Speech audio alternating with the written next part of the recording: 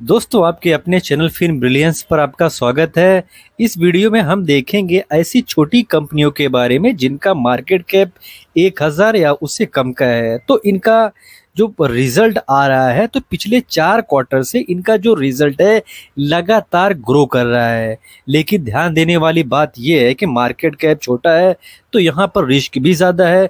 और किसी कंपनी का अगर लगातार 4 क्वार्टर से रिजल्ट अच्छा आ रहा है तो इसका मतलब ये नहीं है कि फ्यूचर में ऐसे ही आएगा। बिकॉज छोटी कंपनियां हैं तो इनका जो बैलेंस शीट है तो वो भी वीक हो सकता है। ये चीज़ आप ध्यान दीजिए। तो आज के दिन का पहला वीडियो हमने बनाया कि ऐसी कंपनियां जिनका मार्केट कैप 10,000 का है या उससे कम का है, जिनका लगातार 4 क्वार्टर से रिजल्ट अच्छा आया है, उस पर वीडियो था।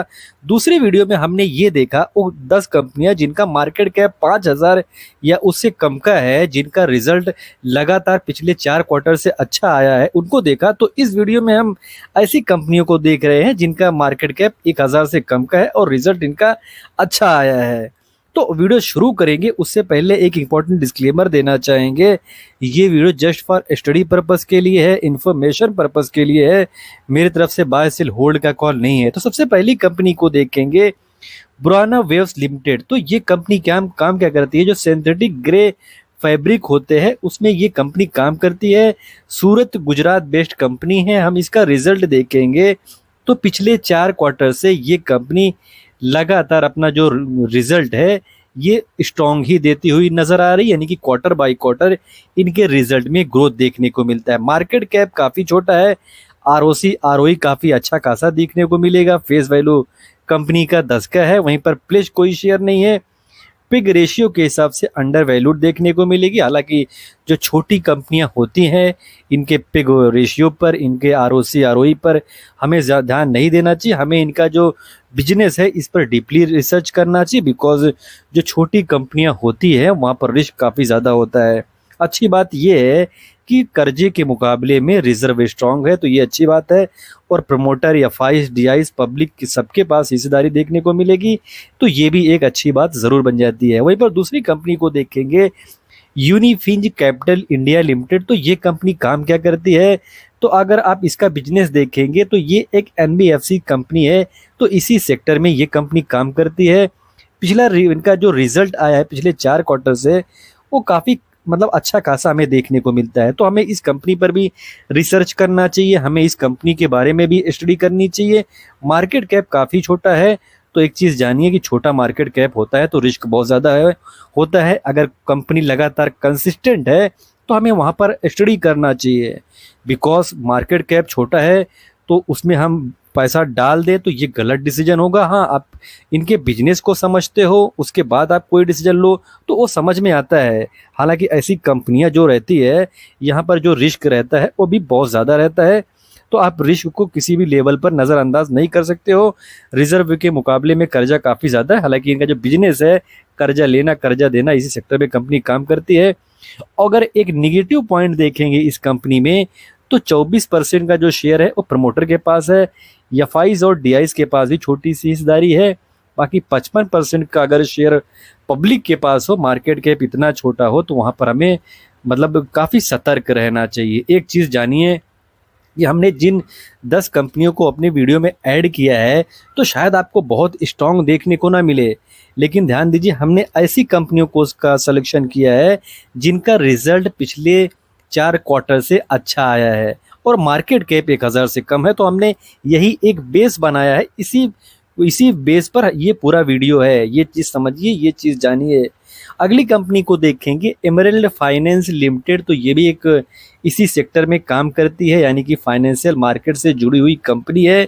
और ये जो कंपनी है इसका हम रिजल्ट देखेंगे तो पिछले कई क्वार्टर से काफ़ी कंसिस्टेंट रिजल्ट दिखा रही है। तो इस कंपनी पर भी हमें रिसर्च ज़रूर करनी चाहिए, स्टडी ज़रूर करनी चाहिए। मार्केट कैप बहुत ही छोटा है तो इसलिए जो रिस्क है वो काफ़ी ज़्यादा बढ़ जाता है। हम देखेंगे इस कंपनी को तो टॉप से अच्छे खासे करेक्शन में भी खड़ी है।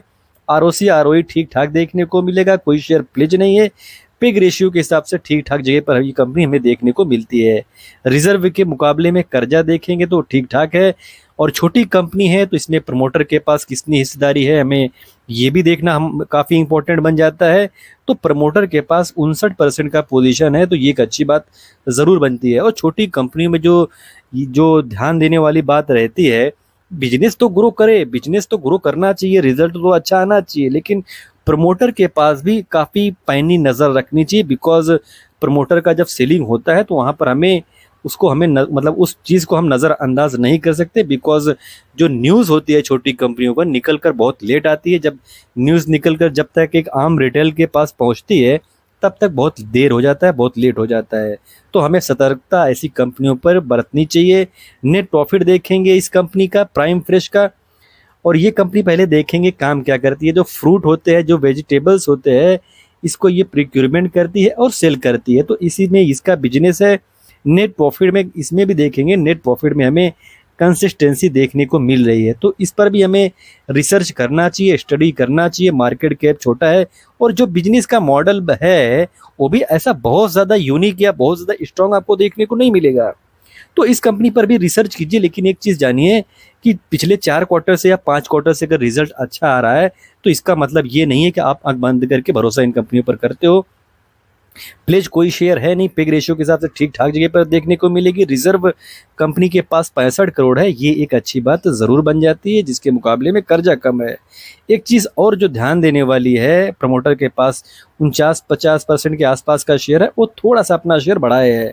हालांकि कभी कभी प्रमोटर का ऐसा चाल भी होता है, अगर आप ध्यान देंगे तो प्रमोटर के पास पहले 57.57% का शेयर हुआ करता था। अभी उसके बाद इन्होंने सेलिंग किया, 49.94% का शेयर कर लिए। अभी देखेंगे तो अगर इतना छोटा सा हिस्सेदारी बढ़ा है तो इसका मतलब ये नहीं कि प्रमोटर ने कोई बहुत बड़ा कमाल कर दिया है। तो आपको ये चीज़ ध्यान देना होगा कि ये सब जो टैक्टिक्स होते हैं, ये मतलब मैं इस कंपनी के बारे में नहीं बोल रहा हूँ, तो छोटी कंपनी में सारे टैक्टिक्स प्रमोटर भी यूज़ करते हैं।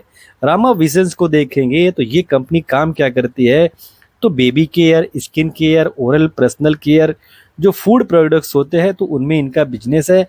तो हमें इस कंपनी पर भी रिसर्च करना चाहिए, बिकॉज इनका भी जो ग्रोथ है पिछले 4 क्वार्टर से लगातार अच्छा खासा रिजल्ट आया है। मार्केट कैप इतना छोटा है कि जो रिस्क का लेवल है वो बहुत ज़्यादा बढ़ जाता है।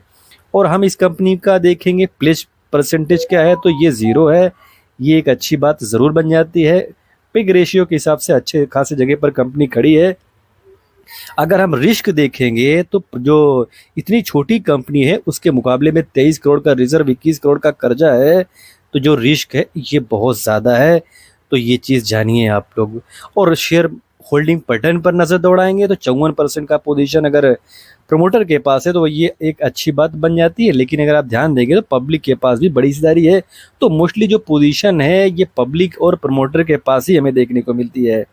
तो अगली कंपनी जीएसएम फॉइल्स लिमिटेड, तो ये कंपनी काम क्या करती है, जो ब्लिस्टर फॉइल्स होते हैं, जो एल्युमिनियम फार्मा फॉइल्स होते हैं, तो उनमें इनका बिजनेस है। तो हमें इस कंपनी पर भी नज़र रखनी चाहिए, बिकॉज इनका भी जो रिजल्ट है ये काफ़ी अच्छे खासे ढंग से ग्रो कर रहा है। मार्केट कैप इनका भी बहुत छोटा है।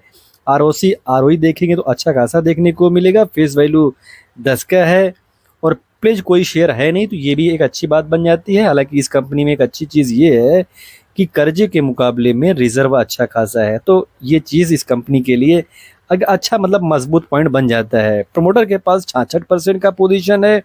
वहीं पर अगर आप ध्यान देंगे जून 2025 तक प्रमोटर के पास 73.14% का पोजीशन हुआ करता था, यानी कि प्रमोटर ने अपना पोजीशन घटाया है। डीआईज को देखेंगे तो डीआईज ने अपना पोजीशन बढ़ाया है, लेकिन इतना छोटा पोजीशन अगर कोई डीआईज बढ़ाता है तो ये बहुत ज़्यादा नहीं माना जाता है, तो ये ना के बराबर आप मान सकते हो। मोस्टली जो पोजीशन है वो प्रमोटर और पब्लिक के पास ही हमें देखने को मिलेगा। कैपिटल सर्विसेज, तो ये कंपनी देखेंगे क्या करती है, जो फैसिलिटी मैनेजमेंट होता है, स्टाफिंग सर्विसेज होते हैं, उसमें ये कंपनी काम करती है। मान लीजिए आपको कोई स्टाफ चाहिए, आपको कोई हाउसकीपर चाहिए, तो ये कंपनी सर्विस देती है, तो इसी में इनका बिजनेस है। हालांकि हम इनका रिजल्ट देखते हैं तो रिजल्ट में हमें ग्रोथ देखने को मिलता है। ये इस कंपनी का एक मतलब ऐसा पॉइंट बनता है जिसकी वजह से हम इस कंपनी पर रिसर्च कर सकते हैं।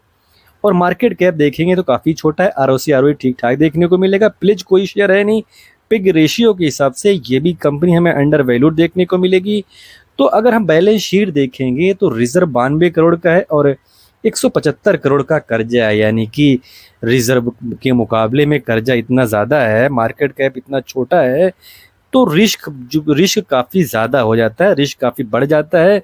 तो हमें ऐसी कंपनियों से मतलब ऐसी कंपनियों पर सतर्कता बरतनी चाहिए। ना तो मेरी तरफ से कोई बाय का कॉल है, ना तो सेल का कॉल है और ना ही होल्ड का कॉल है, ये चीज़ जानिए।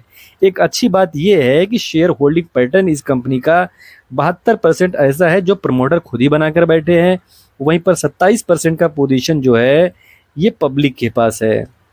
अगली कंपनी को देखेंगे सेंट गोबलिन्स सेक्यूरिटी इंडिया लिमिटेड। तो ये कंपनी जो मैन्युफैक्चरिंग एंड सेलिंग क्या सेलिंग करती है, जो ऑटोमोटिव ग्लास होते हैं उसको ये कंपनी बनाती है और सेल करती है। नेट प्रॉफिट देखेंगे तो नेट प्रॉफिट में हमें ग्रोथ देखने को मिलेगा, लेकिन आप देखेंगे बहुत ज़्यादा ग्रोथ तो ये नहीं है, बिकॉज ये कंपनी कई सालों से एक ही जगह पर खड़ी हुई दिखती है। तो हमें इस कंपनी पर भी रिसर्च करना चाहिए, स्टडी करना चाहिए। फेस वैल्यू 10 का है और प्लेज देखेंगे तो कोई शेयर प्लेज नहीं है। पिग रेशियो के हिसाब से कंपनी हमें ओवर वैल्यूड देखने को मिलती है। तो जो ये कंपनियां हैं इनमें रिस्क काफ़ी ज़्यादा है। इनका इकलौता एक ऐसा पॉइंट था जिसकी वजह से हमने ये वीडियो कवर किया कि इनका जो रिजल्ट है पिछले 4 क्वार्टर से या पिछले 5-6 क्वार्टर से काफ़ी कंसिस्टेंट ग्रो कर रहा है। अब कंसिस्टेंट ग्रो कर रहा है तो हमें वीडियो में कवर करना था, इसलिए हमने इन कंपनियों को अपने वीडियो में कवर किया है। एक चीज़ जानिए कि इन कंपनियों में रिस्क काफ़ी ज़्यादा है। वाईपी फिनकॉर्प ये भी उसी सेक्टर में काम करती हुई कंपनी है। आप देखेंगे फिनकॉर्प ये फाइनेंशियल से रिलेटेड सर्विस देती है, तो इसका भी जो क्वार्टर बाई क्वार्टर ग्रोथ है वो हमें देखने को मिलता है। तो इस पर भी हमें रिसर्च करना चाहिए, स्टडी करना चाहिए। प्लीज कोई शेयर है नहीं तो हमें इस पर भी स्टडी ज़रूर करनी चाहिए। अगली कंपनी एसकेएम इक्स प्रोडक्ट्स। तो ये कंपनी काम क्या करती है, तो जो इक्स के प्रोडक्ट होते हैं, जो अंडे से जो प्रोडक्ट बनते हैं वो ये कंपनी बनाती है और मोस्टली ये कंपनी इंडिया में नहीं एक्सपोर्ट करती हुई दिखती है। जो फॉरेन कंट्रीज़ है वहाँ पर ये कंपनी जो इक्स से बने हुए प्रोडक्ट्स होते हैं उसको एक्सपोर्ट करती है। तो इसका भी जो बिजनेस है ये ग्रो कर रहा है पिछले 4 क्वार्टर से, इसमें भी हमें ग्रोथ देखने को मिल रही है। मार्केट कैप 1000 करोड़ के आसपास का है। इनफैक्ट जो हमने आज मार्केट करोड़ जो कंपनियां हमने सेलेक्ट किया था, सबसे ज़्यादा अगर किसी का मार्केट कैप है तो ये इस कंपनी का है। 1000 करोड़ के आसपास का मार्केट कैप है। हालांकि दोस्तों ऐसी कंपनियों में रिस्क बहुत ज़्यादा होता है, इसलिए अपने रिस्क को, अपने रिवार्ड को समझिए। आप इन कंपनियों पर स्टडी कीजिए, आप इन कंपनियों पर रिसर्च कीजिए, लेकिन ऐसी कंपनियों पर भरोसा मत कीजिए। हाँ, इन कंपनियों का जो ग्रोथ है वो ग्रोथ हो रहा है तो ये एक अच्छी बात ज़रूर बन जाती है। सो दोस्तों, वीडियो डिस्क्लोज करेंगे उससे पहले एक इंपॉर्टेंट डिस्क्लेमर देना चाहेंगे। ये video just for study purpose के लिए, इन्फॉर्मेशन पर्पस के लिए मेरी तरफ से बाय सेल का कॉल नहीं है, ना तो मैं सिबिल एक्सपर्ट एडवाइजर हूँ। सो मेरे वीडियो से इन्फ्लुएंस होकर कोई भी डिसीजन ना लीजिए। और वीडियो आपको इन्फॉर्मेटिव लगी हो तो वीडियो को लाइक, कमेंट, शेयर करें और सब्सक्राइब ना किया सब्सक्राइब जरूर कर ले।